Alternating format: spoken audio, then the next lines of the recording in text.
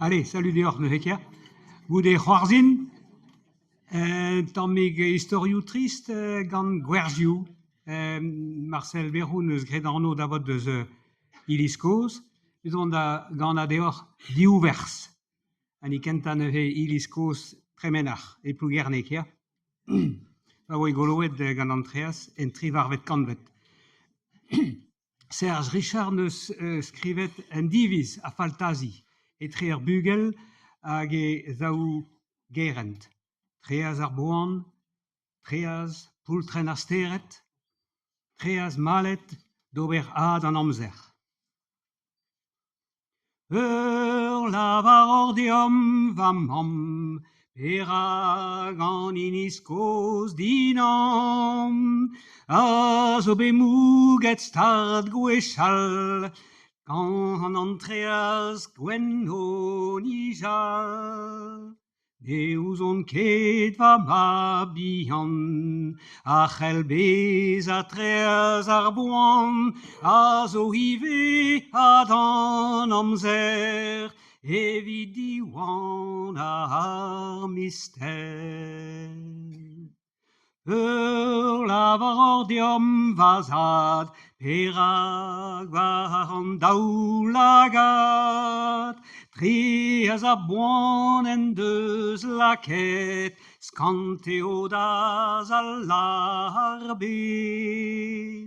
Ne ouzon ket va mab karet, trez o poultren ar steret, ma n'on ket bet aliez er skol, ar steret da zen ket a gol.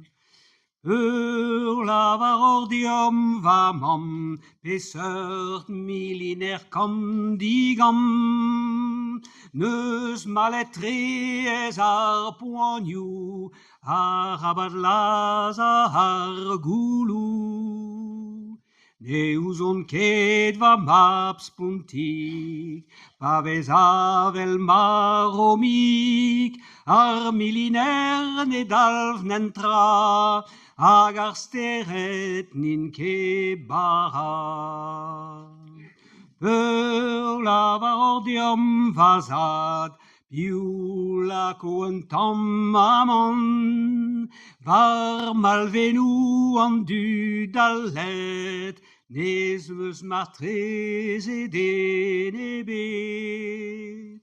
Ne ouzon ket va mab kentañ, n'ouzon ket lenn a skriva, met an a vezour an an den, ar a bara gant steret yen. Ur lavar ordeom va zad, an o an hini arad, gant treez malet ha malet, bremañ eo poent a rad ar bet.